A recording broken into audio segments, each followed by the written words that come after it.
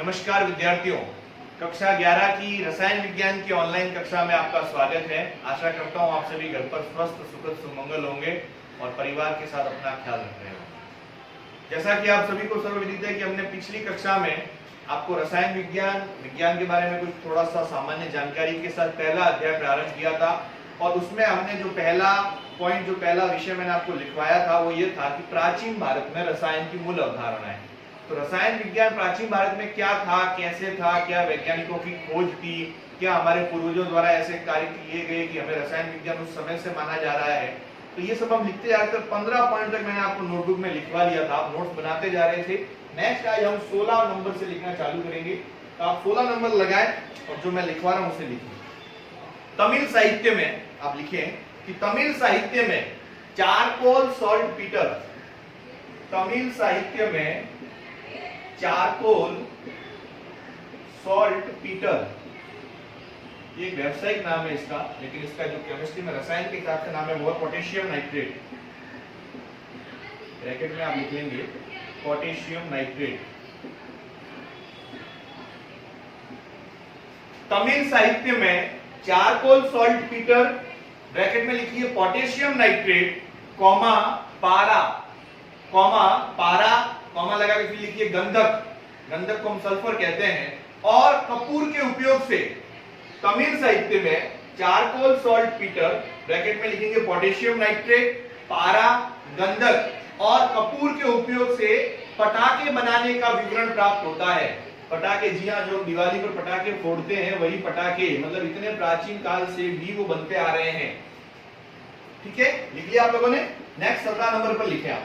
17 number पर आप एक ऐसे लिखें, भारतीय वैज्ञानिक नागार्जुन, भारतीय वैज्ञानिक नागार्जुन, और फिर आगे डैश करके लिखें नागार्जुन एक भारत के प्रसिद्ध वैज्ञानिक हुए उस जमाने के, जिन्होंने बहुत अच्छी चीज खोजी की, बहुत अच्छे ज्ञाता थे, उनके बारे में हम कुछ पढ़ रहे हैं। तो 17 नंबर पॉइंट पूरा इनको समर्पित है, ये आप लिख करके आगे लिखें।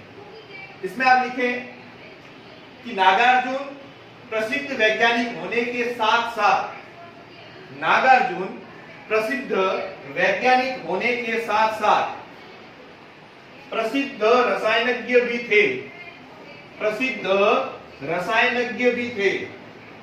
प्रसिद्ध एक शब्द है रसायनज्ञ, जो रसायन के ज्ञाता होते हैं उन्हें कहा जाता है रसायनज्ञ। प्रसिद्ध रसायनज्ञ भी थे। इसी में आगे लिखते रहिए, नागार्जुन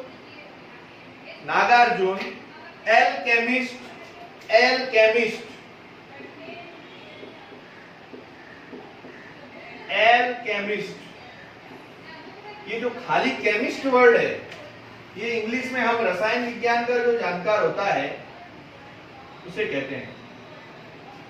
और एल्केमिस्ट का अर्थ क्या होता है? एल्केमिस्ट एक तरह का जादूगर समझ लीजिए आप। क्यों? एल्केमिस्ट वो होता है जो सामान्य सी धातु को लेकर के, कोई भी सामान्य सी धातु को लेकर के और उसे सोने में परिवर्तित कर दे, वह कहलाता है एल्केमिस्ट, वह कहलाता है एल्केमिस्ट। तो आप इसके ब्रैकेट में लिख दीजिए, इसके ब्रैकेट में आप लिखिए कि सामान्य धातु को सोने में बदलने वाला, सामान्य धातु को सोने में बदलने वाला। तो लिखिए नागार्जुन एल्केमिस्ट, ब्रैकेट में लिखिए सामान्य धातु को सोने में बदलने वाला, वह धातु विज्ञानी भी थे, वह धातु विज्ञानी मतलब धातु विज्ञान के जानकार, वह धातु विज्ञानी भी थे। ये था 17 नंबर में चल रहा था। इसी में आप लिखिए 17 नंबर में आगे, उनकी प्रसिद्ध रचना रस रत्नाकर, इनकी एक पुस्तक है रस रत्नाकर।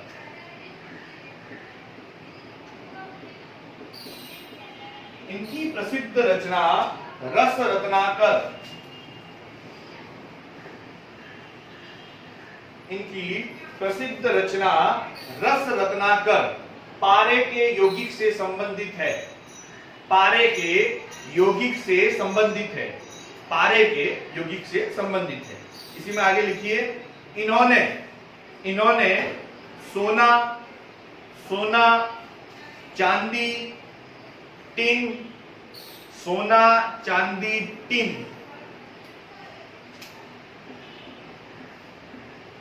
एवं तांबे के निष्कर्षण को समझाया, एवं तांबे के निष्कर्षण को समझाया।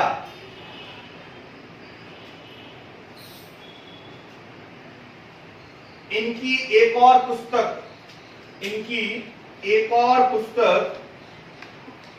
रसारणवम, इनकी एक और पुस्तक रसारणवम में विभिन्न प्रकार की भट्टियों,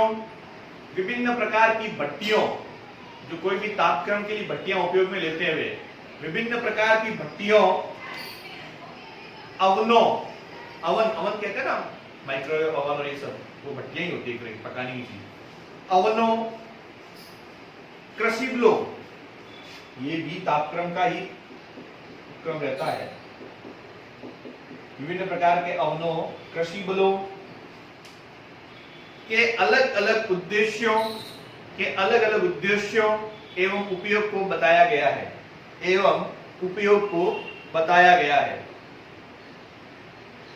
नागार्जुन ने ही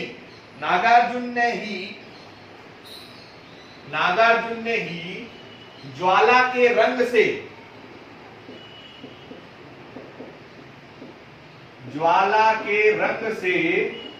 धातु को पहचानना बताया। मतलब जिस तरह की किसी धातु को जलाने पर ज्वाला निकलेगी, उससे पता चलेगा कि इसमें कौन सा धातु है। लाल निकल रही है, नीली निकल रही है, पीली निकल रही है, तो ज्वाला के रंग से उन्होंने धातु को पहचानना बता दिया। यहां तक आपने लिख लिया। नेक्स्ट 18 नंबर आप लिखिए। 18 नंबर,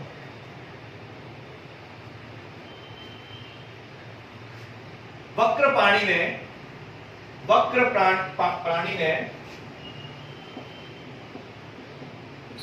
मर्क्यूरस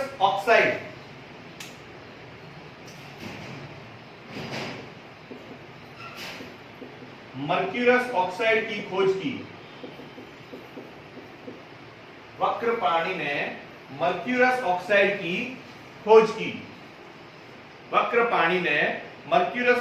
की खोज की। इन्होंने ही सरसों के तेल और कुछ, वक्रपाणी ने, इसी में आगे लिख रहे हैं कि इन्होंने ही सरसों के तेल और कुछ क्षार को मिलाकर साबुन की खोज की। जो साबुन आज हम नहाने में उपयोग में लेते हैं, वो साबुन उन्होंने बना लिया था उस जमाने में, सरसों के तेल और कुछ क्षारों को मिलाकर। फिर आप लिखो इसी में कि 18वीं शताब्दी में, अभी 21वीं चल रही है और आप देखना कितने 3 शताब्दी पहले, 18वीं शताब्दी में भारतीयों ने सबसे पहले साबुन बनाना प्रारंभ कर दिया था। 18वीं शताब्दी में भारतीयों ने सबसे पहले साबुन बनाना प्रारंभ कर दिया था। और ब्रैकेट में लिखिए किससे बनाते थे वो। अरंडी का तेल, कॉमा करके लिखिए महुआ का बीज, कॉमा करके आप लिखिए महुआ का बीज, अरंडी का तेल, महुआ का बीज, और कॉमा करके लिखिए कैल्शियम कार्बोनेट के उपयोग से। सबसे पहले साबुन उन्होंने अरंडी का तेल, महुआ के बीज और कैल्शियम कार्बोनेट से 18वीं शताब्दी में बनाना चालू कर दिया था भारतीयों ने। यहां तक की बातें सही है। अब आप लिखिए 19 नंबर पॉइंट, एक लाइन का पॉइंट है। आपने अजंता एलोरा की गुफाओं के बारे में सुना होगा। वहां की दीवारों पे बहुत गजब की चित्रकारी, वो रसायन विज्ञानी है, वो कलर, वो पेंटिंग, वो सब मिश्रण करके बनाना। तो ये पॉइंट लिखिए आप। अजंता एलोरा की गुफा में चित्रकारी भी प्राचीन भारत में रसायन का ही उदाहरण है। चित्रकारी भी प्राचीन भारत में रसायन का ही उदाहरण है। नंबर 20 लिखिए।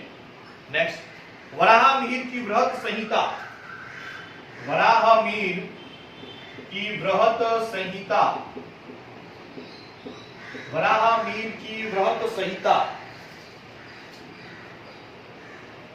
ब्रैकेट में लिखिए 6 शताब्दी। अब सोचिए आप कब की बातें अपन कर रहे हैं। एक प्रकार का विश्वकोश है, शब्दकोश नहीं, विश्वकोश, विश्व की सारी बातें इसमें आ जाए कि वराहमिहिर की बृहत संहिता एक तरह का विश्वकोश है। फिर लिखिए दीवार, दीवार, छत, छत, घरों व मंदिरों पर लगाए जाने वाले, व मंदिरों पर लगाए जाने वाले लसदार पदार्थ, लसदार पदार्थ, लसदार क्या होता है? बॉन्ड, लसदार जो चिपकाने वाली, दीवारों पे कुछ चिपकाना है, छतों पे कुछ चिपकाना है, तो वो लसदार पदार्थ को बनाने की जानकारी इसमें मिलती है। लसदार पदार्थों को बनाने की जानकारी इसमें मिलती है। तो देखिए मैंने आज आपको 4 पॉइंट लिखवाए हैं 16 से 20 तक। आशा करता हूं पिछले 15 भी आपने याद किए होंगे और ये भी। ये उदाहरण है, 1 नंबर का या 2 नंबर का सवाल इसमें से बन सकता है। कोई आपसे पूछ सकता है परीक्षा में कि विश्वकोश किसे कहा जाता है, तो आपको याद होना चाहिए कि वराहमिहिर की बृहत संहिता को विश्वकोश कहा जाता है। कोई आपसे पूछ लेगा कि भारतीयों ने सबसे पहले साबुन कब बनाया, तो 18वीं शताब्दी आपको याद होना चाहिए। साबुन किससे बनाया आपको याद होना चाहिए। नागार्जुन को एल्केमिस्ट क्यों कहा जाता है, ये भी आपको ध्यान। ये सब 2-2 नंबर के सवाल इसमें से बनते रहेंगे। आशा करता हूँ आप अपनी पढ़ाई अपनी जारी रख रहे होंगे। चलिए अगली क्लास में फिर मुलाकात होगी। धन्यवाद।